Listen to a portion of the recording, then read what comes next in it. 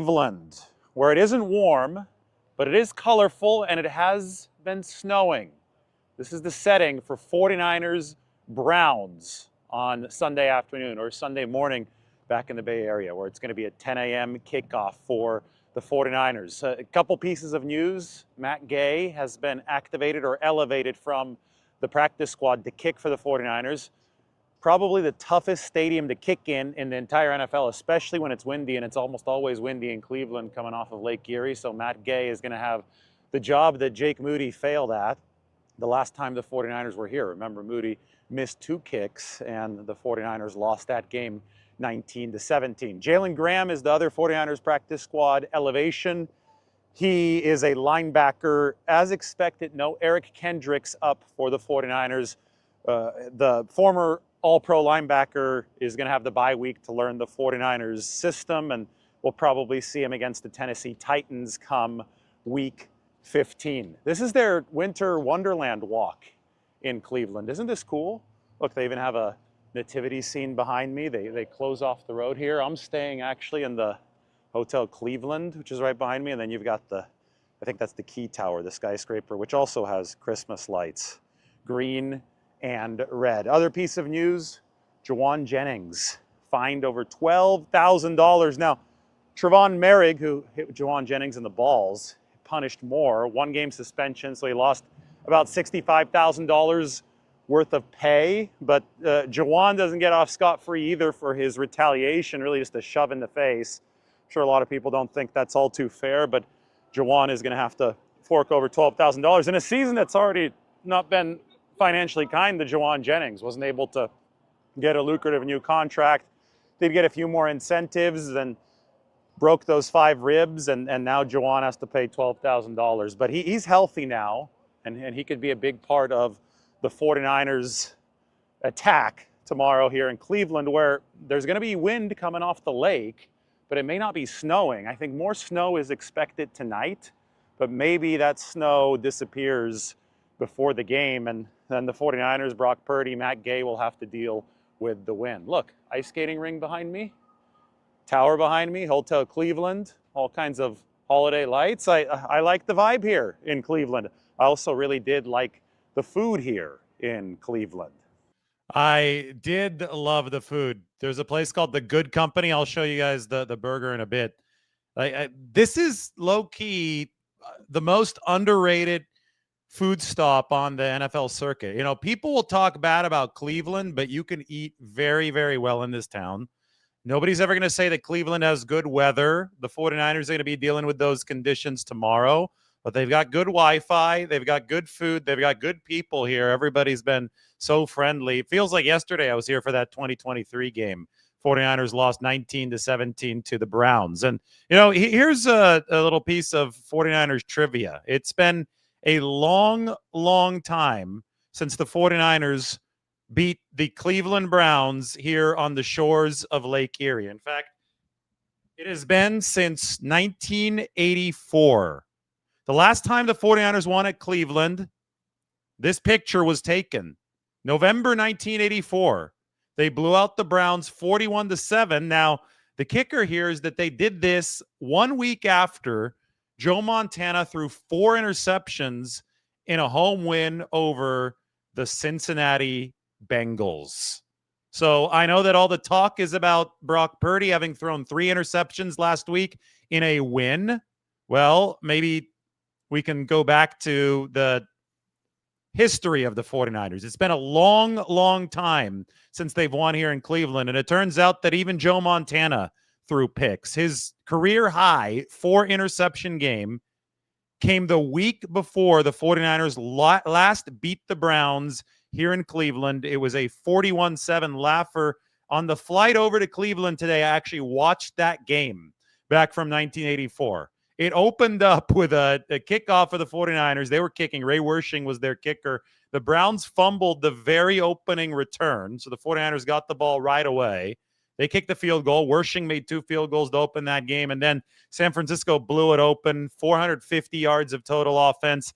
But another wild parallel is that this was the number 1 defense in football that the 49ers faced, at least entering that game. By the end of that season, the 49ers had a claim to the top defense in football, and they'd beat the Dolphins and Dan Marino in the Super Bowl at Stanford Stadium. But on November 11th, 1984, when they walked here into Cleveland, into the old Cleveland Stadium, where the wind was blowing, by the way, it blew the football off the tee when Ray Wersching was getting ready for that first kickoff. But on that day, the Browns had the number one defense in football, including the number one pass defense in football. The announcers, it was hilarious to hear the announcers talking. They're saying, oh, the 49ers are in for a rough one. Joe Montana threw 4 interceptions last week. They shouldn't have beaten the Bengals. They found a way to get it done, but the Browns defense is going to stand up to Joe Montana, and then the 49ers won the game 41-7. So we'll see if the parallels end there or if the parallels continue into tomorrow, where the 49ers face one of the best defenses in all of football. Myles Garrett's going to be on the other side. He wasn't even born yet back in 1984. I wasn't even born yet in 1984. So it was really cool to see that, and it is hard to believe that it's been that long since the 49ers have won here. That might have been the first game that Jed York, the 49ers owner, ever attended. Because as you know, Ohio family, you look at the date, 1984, I believe that Jed was born in the late 70s, around the same time as Kyle Shanahan, I believe, in 1979. So he would have been, 5 years old, if that's when he was born, and the 49ers don't make the trip out here to Ohio all that often. In fact, the fact that this game is happening as the second time in 3 seasons is unusual, and that is just a scheduling anomaly in the NFL. But with the 49ers not coming out to Cleveland all too often, it is possible that Jed York was at this game as a young boy, and it could have been one of his first games watching the 49ers. Joe Montana and company getting the big win over the Browns. So we went through some of the news. I'm keeping an eye on the Alabama-Auburn game right now. As you guys know, Lombardi herself went to Auburn. She's watching this game with bated breath. They're trying to pull this upset. They're down 27-20 with less than 2 minutes to go, though. I didn't want to leave you guys waiting for all too long, so I said, hey, I'm starting it live, and I'm going to have the game on. They have a massive, massive screen here at the Hotel Cleveland in the room. They've got it's awesome. I could watch college football while talking to you guys. Looks like the Warriors won back home. It looks like Auburn is going to be facing a 4th and 2 when I turn my head up for the next play. Jauan Jennings suspended for Jauan Jennings fined for the 49ers, not suspended. Trevon Merrick was suspended, so it costs Merrick $65,000 in a game. You know, the punch right in the balls of Jauan Jennings. It was a dirty play. I don't know how else you can cut it. I just as a human being watching that, I was really hoping that Jauan Jennings would not get fined in retaliation, because I don't think you should be allowed to retaliate in a situation like that. But he did get fined $12,000. I didn't agree with it. He obviously got punished less than Trevon Merrick, but that's the ruling that came down from the league today, announced by the NFL today, $12,200 or so, right in that ballpark for Jauan Jennings. The practice squad elevations for the 49ers are, as I said, Matt Gay, the kicker, and Jalen Graham, the linebacker. This is going to be a fascinating couple weeks, because the 49ers finally have added the veteran linebacker whom we thought they would want to add at some point, either through the trade deadline or through the free agent market. But Eric Kendricks is now part of this football team. He's 33, so he's no spring chicken, but he's coming off a good season with the Cowboys, and I think he could really help the 49ers because he has experience playing both the Mike and the Will linebacker roles. So the bye week is coming up after this game against the Browns. 49ers are favored by 5 entering tomorrow. We'll see if they could withstand these adverse weather conditions and move to 9-4, finally hit the latest bye week in franchise history. That will allow Eric Kendricks to get up to speed.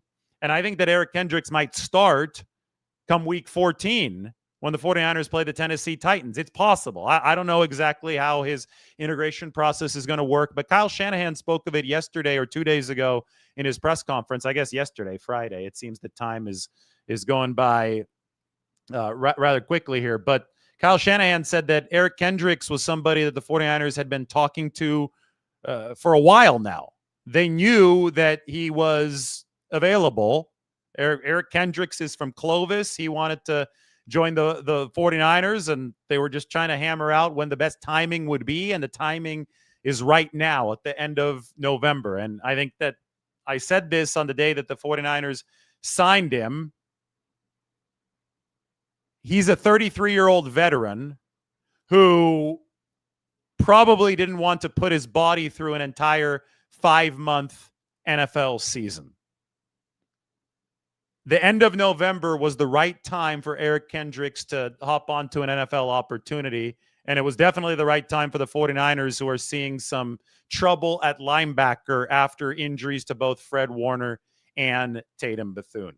So coming out of the bye week, the 49ers may see a significant upgrade at one of the linebacker positions. We'll see if they're looking at middle linebacker or weak side linebacker for Eric Kendricks. But this is a player who had 138 tackles last year, who had a career-high 3 forced fumbles last year, who was an all-pro back in 2019, who could be one of those veteran glue pieces who binds the 49ers defense together. First, though, the 49ers have to get through Shedeur Sanders and the Cleveland Browns. And I don't think that Shedeur and that offense scare all too many people, but if this is a high wind game, if this is a potential precipitation game, that's always something that could draw the underdog closer to the favorite. As of right now, the 49ers are favored by 5. They are not a world-beating defense, even though they're coming off of their best game against the Carolina Panthers.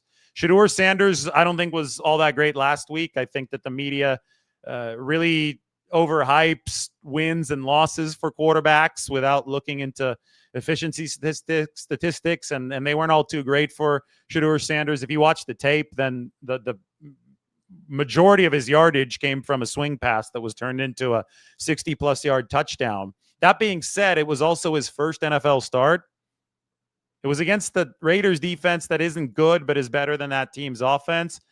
This time he's going to have to play a 49ers defense that I wouldn't say is good, but is coming off of its best performance of the season against Carolina. I will say this: if the 49ers find a way to marry rush and coverage the way that they did against the Panthers, they should give Cleveland a lot of trouble, especially in the weather that we are expected to see.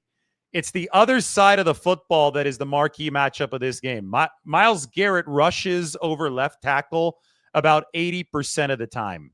So he's going to be working against Trent Williams. That is a matchup of titans. That is 2 future Hall of Famers who are going to be going at it on the left side of the 49ers line of scrimmage. Mano a mano. I'm sure we'll see some Myles Garrett against Colton McKivitz on the right side, but Myles just likes rushing on the left side. He doesn't care who's there. Typically, the opposing offense's best offensive lineman is at left tackle. In the 49ers case, that rings true. Myles Garrett wants to go against the best. That's where he's most comfortable rushing. And Trent Williams has been playing good football this year. There was a lot of hand-wringing about Trent's play earlier this season. He was dealing with an injury that he suffered in week 1 against Seattle. I think that he was good throughout. He also was dealing with a rookie playing right next to him at left guard when the 49ers had those injuries to Ben Barch and Spencer Burford, and they had to start the 7th-round pick, Connor Colby. That forced Trent to be on a lot of cleanup duty at left tackle.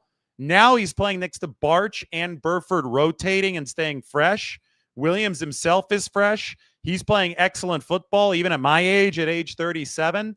And he's about to face Myles Garrett in what's going to be a titanic matchup tomorrow. If the 49ers can run the ball, and that's going to be way easier said than done because this Cleveland Browns defensive line ranks number 1 in run stop win rate and pass rush win rate. But if the 49ers can find some offensive balance, that's the way that you can keep Myles Garrett back on his heels and potentially disinterested in this game by the time the 4th quarter hits.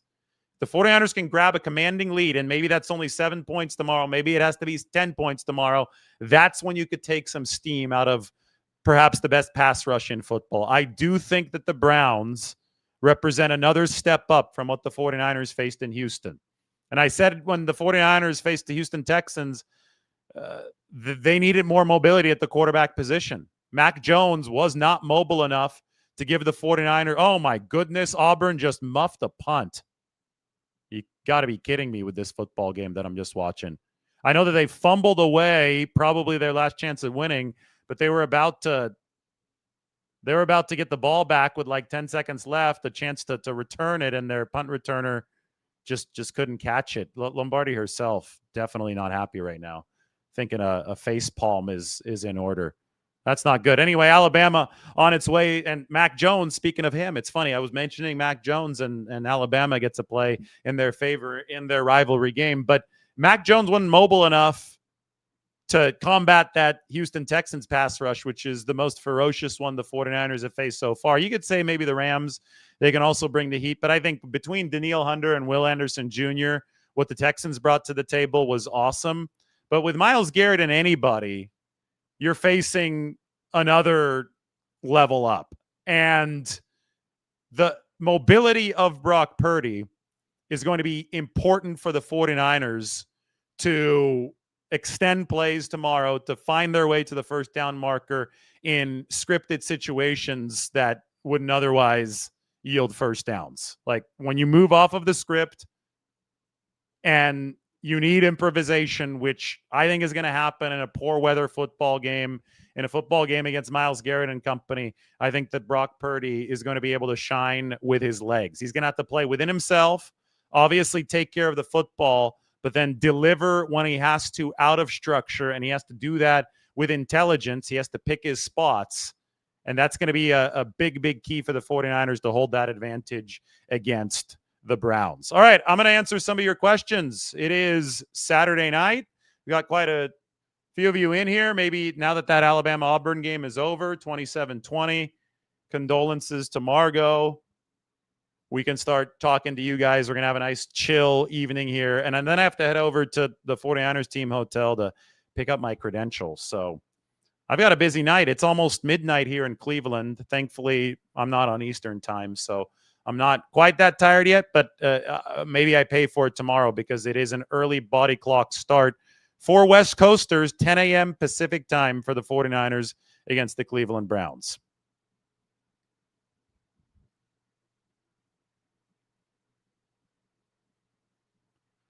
No, Eric Kendricks is not going to play. Eric Kendricks is on the practice squad, and the 49ers are going to give him the bye week to acclimate to the 49ers playbook. We did not expect him to be active. I would expect him against the Tennessee Titans following the bye week. Tyler asks, will the Colts beat Seattle? There's going to be some good football coming up here over the final month plus of the regular season. And Indianapolis and Seattle are two of the best teams in the league. That's a game I'm very much looking forward to. That's not happening tomorrow, though, because that's Houston against – that's a really good game tomorrow, by the way. The Texans heading to Indianapolis. That's going to be played indoors. 49ers headed there on December 22nd.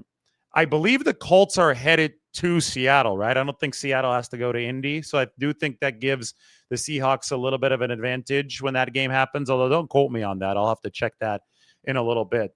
That's going to be a battle. 49ers Colts on December 22nd. I'm projecting a shootout, but a lot of stuff can happen to change the dynamics of that game before it happens. The Rams have already beaten Indianapolis, so that was a huge win in terms of the NFC West. That was a come-from-behind win.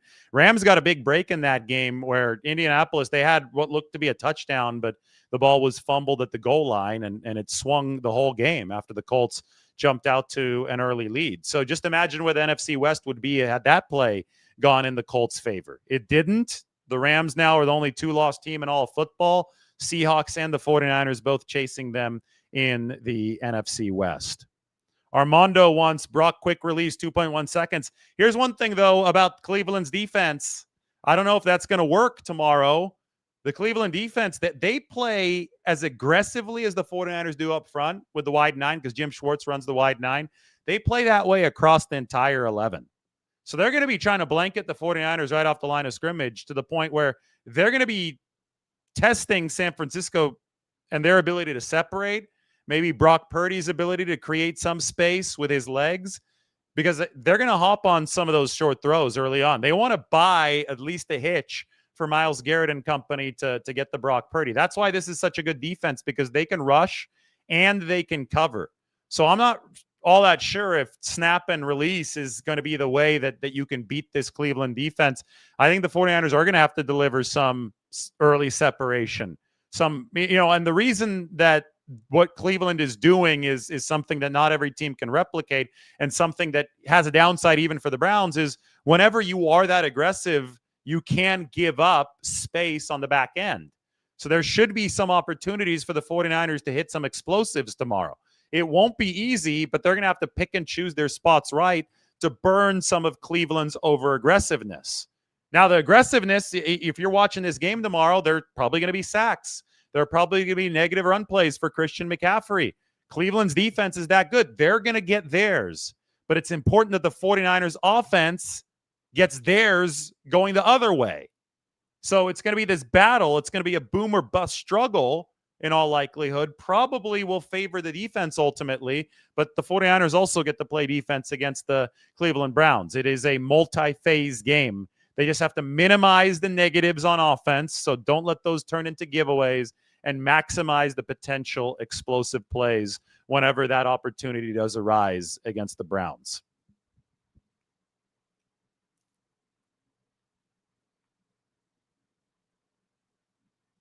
Make their corners cover and tackle. Run right at the outside edge. Well, I know that's what you do when you play somebody like Micah Parsons. I think that if you're the 49ers, you trust the fact that you've got a good offensive line. And that's something I told you guys several weeks ago. If the 49ers get healthy up front, they love the cohesion. They love the veteran bond of this offensive line. They've got some good players up there. They're healthy. They're playing well together. You got to trust the fact you've got those guys. You've got McCaffrey. You have Purdy. You have George Kittle. Ricky Pearsall needs to get more involved in this game. You have Jauan Jennings. Speaking of him, he'll be angry after being fined $12,200. You have to hit the gas with the personnel that you do have. I understand that you're short of Brandon Ayuk, but the personnel that you do have should be able to inflict some damage even on some of the best defenses in this league. Hell, the 49ers with the backup quarterback, Mac Jones, were able to drop a ton on the Rams, 4 touchdowns the last time they played the Rams. The 49ers, down to a skeleton crew back in week 5, were able to pour some points on the Los Angeles Rams. So, and that's a defense that's comparable to Cleveland's in terms of the efficiency. So I think the 49ers have the guns tomorrow to inflict some damage on the Browns, but it's going to come down to execution. And it's going to be harder in adverse conditions, windy conditions coming off of Lake Erie, some of the snow that we're probably going to see at some point tomorrow. None of that's going to be easy for the 49ers. The whole Myles Garrett factor is going to make it all the more difficult. But the 49ers do have the firepower to exact some damage on any defense in the league. It's more of a question of avoiding the negative plays that could scuttle their game plan. Getting into a position of strength on the scoreboard to take some of the steam out of the Myles Garrett pass rush. We got a 23-17 49ers prediction. The reason I'm putting this one up on the screen is because that is my all-time favorite 49ers logo. Again, last year at this time, I was in Buffalo, another snowy situation, and I saw that logo that we've got right down there, bottom left of this screen. I saw that logo on the 49ers locker room, and I said, the Bills are real ones. That was really neat.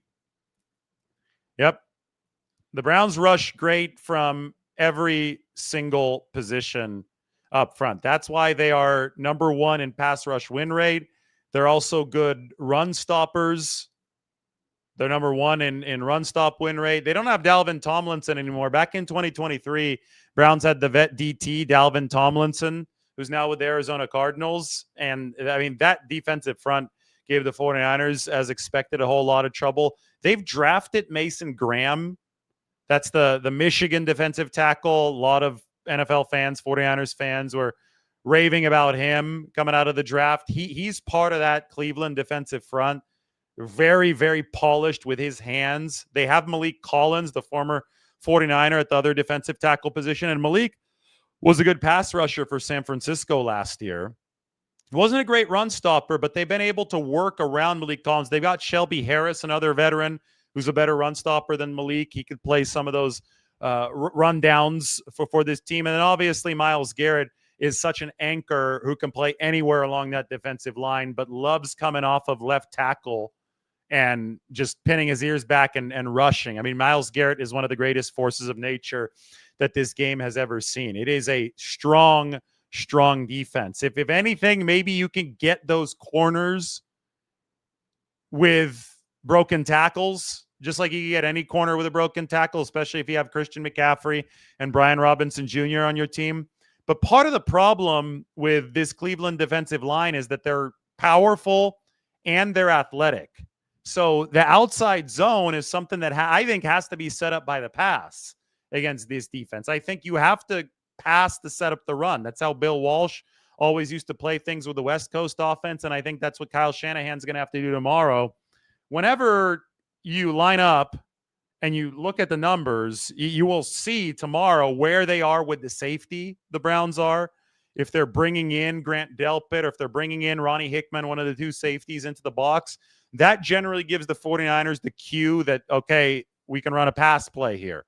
If they're back with both of the safeties, if in that two shell, that's when the 49ers generally go with the run. Now, it's obviously much, much more complicated than that, but I think that the relative framework of what the Browns bring defensively is going to invite what the 49ers should do offensively.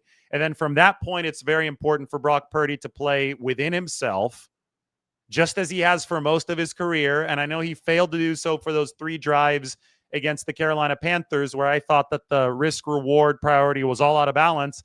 I know that the 49ers have been saying that those are the right reads. If that was the case, then Kyle Shanahan also has to call this game within himself.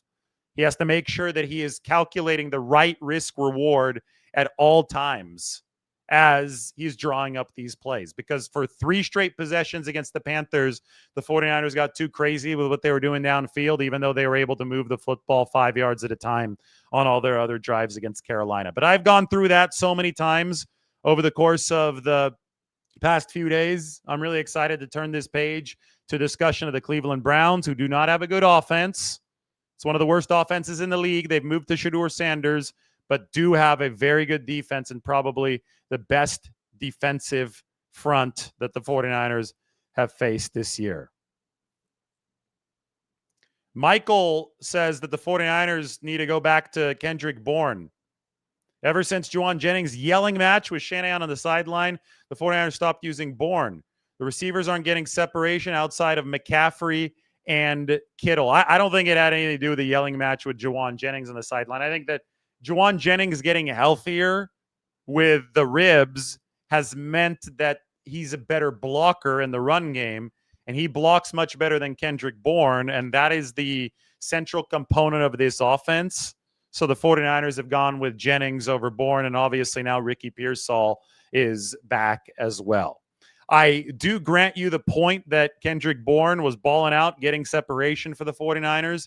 But again, Kyle Shanahan's going to run this offense through the perimeter blocking of his wide receivers. And if he has a better option there who can also catch the football, and Jauan Jennings is definitely morphed into that with his healing ribs, that's the way that Kyle Shanahan is going to go. Kendrick Bourne right now slated to be the first receiver off the bench for San Francisco. Val says that the 49ers defense will stop the Browns. That's good, but that's only half the battle. In 2023, the 49ers, I think, decently stopped the Browns. They held them to under 20 points, but Cleveland held the 49ers to under 20 points. And Jake Moody missed a couple field goals as part of that lack of 49ers scoring output, and the Browns won the game 19-17. Again, the last time the 49ers beat the Browns in Cleveland was in 1984. This is what it looked like. 41-7. Joe Montana was coming off a game where he threw 4 interceptions. I've got to get some water, guys. I got the water right here. I am ready to answer more questions. I'm looking through some of them.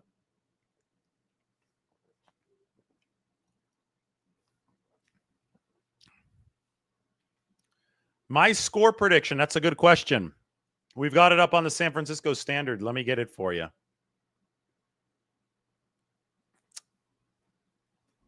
I made the score prediction a couple days ago. Here it is. And I'm going to stick to this score prediction because I factored in weather into some of my thinking. This is the article up on the Standard. 49ers 20, Browns 13 is my score prediction. I do think that it's going to be hard to get to 20, but I think the 49ers are going to, I think it's going to be a statement 20. 40-mile-an-hour winds, great defense on the other side, Myles Garrett on the other side, Brock Purdy coming off of the 3-interception game. 20 points tomorrow would be a statement. I think the 49ers will do it. I also just don't see Shedeur Sanders and company minus massive giveaway help from the 49ers. I do not see them putting up more than a couple touchdowns worth of points. So I'm going to say 20-13 49ers. As this is going back to the Kendrick Bourne question versus Jauan Jennings. No block, no rock. That's Kyle Shanahan still says that. And it's not that Bourne doesn't block. It's just that Jennings is one of the most ferocious run blockers from the receiver position in all of football. Do I think that Purdy will be okay with the weather and all that stuff? Well, here, let me show you some data. SF Data Niners put this up. I've shared this in the past before, but I think that it's really worth putting up there for perspective again. So here we have Brock Purdy's performance in all kinds of different weather conditions. And I'm going to take off the text title so that you guys can see the key at the bottom. But you've got anything that is higher up on this chart is above average. Anything that's below the colored rectangles is below average performance. So you've got cool, no rain in this column. You could see my cursor hovering over it. You've got warm weather with no rain in this column. You've got indoor dome games in this column. Then you have severe weather games, rain, snow, or freezing in this column.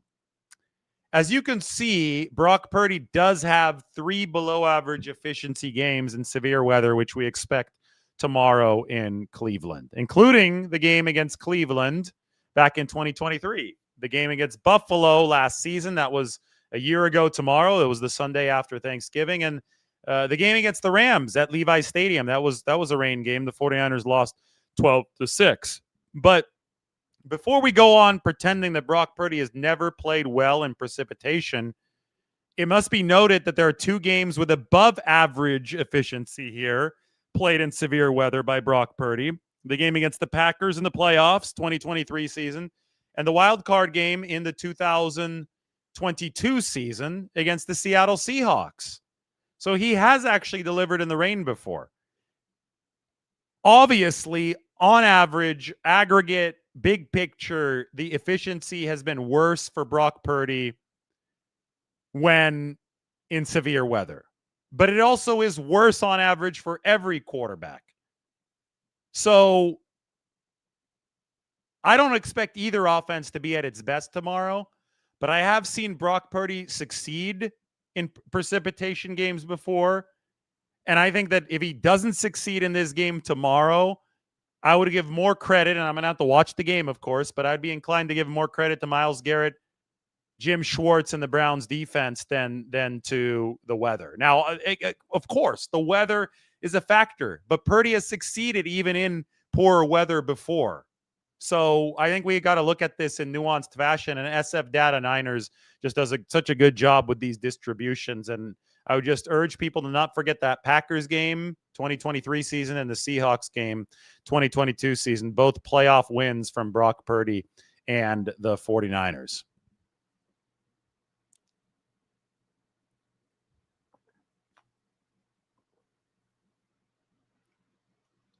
You're not worried about the rain, just the snow. The Browns are more acclimated than the 49ers. Have the Browns played a snow game yet this year?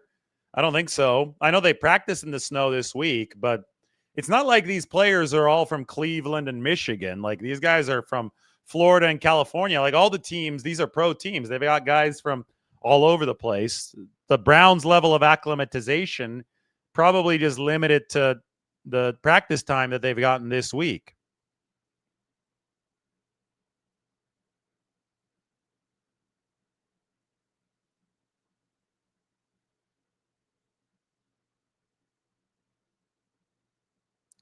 Go for Baroque says, keep an eye on what Upton Stout is able to do in this game.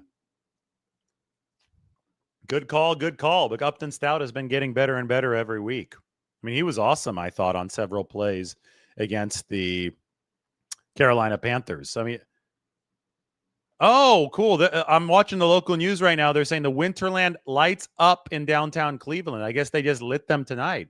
So that's how I started this show. They had a big holiday lighting festivity earlier today while I was flying in. I was a little bit delayed, and then I was able to go out there and record. You know, I didn't want to just do any live in the hotel. I wanted to start out at a cool spot, and it was right outside the hotel. So we got Cleveland captured here, and I promised a look at the food.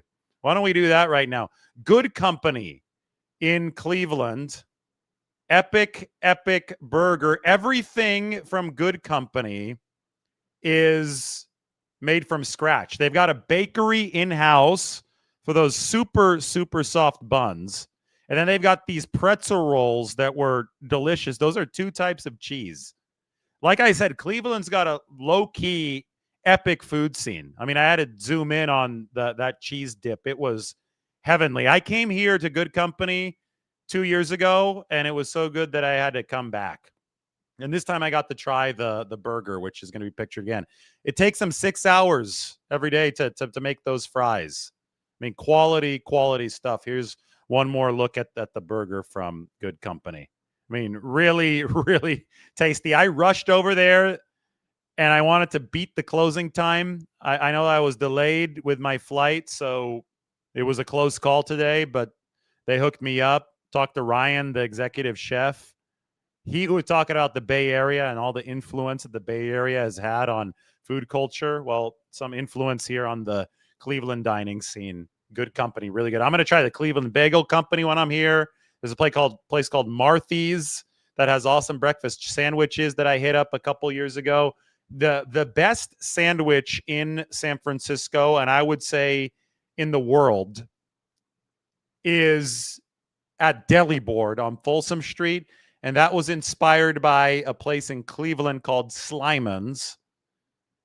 The meat to bun ratio on these sandwiches at Slyman's, it's a deli here in Cleveland, is epic. And that's what Deli Board has taken in San Francisco. Adam, the founder there, and he's hybridized it with the Bay Area specialties like Dutch Crunch bread and just perfect ingredients.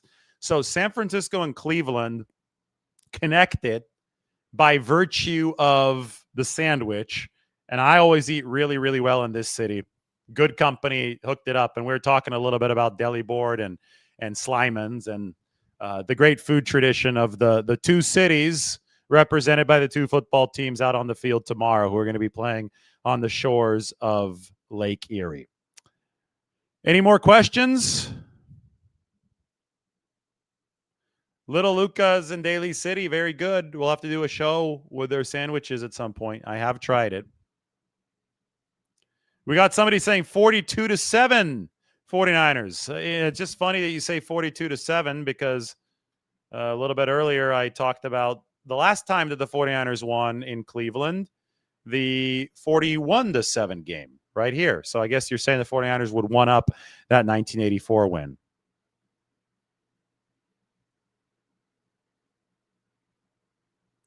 Smash that like button. We're almost at 100,000 subscribers. We're getting really close. Did you guys see the other day we had a video with 111,000 views? Just a very common video from the farm in Tennessee. 111,000 views. That's how excited 49ers fans are right now. That's why we're trying to bring the heat here from Cleveland.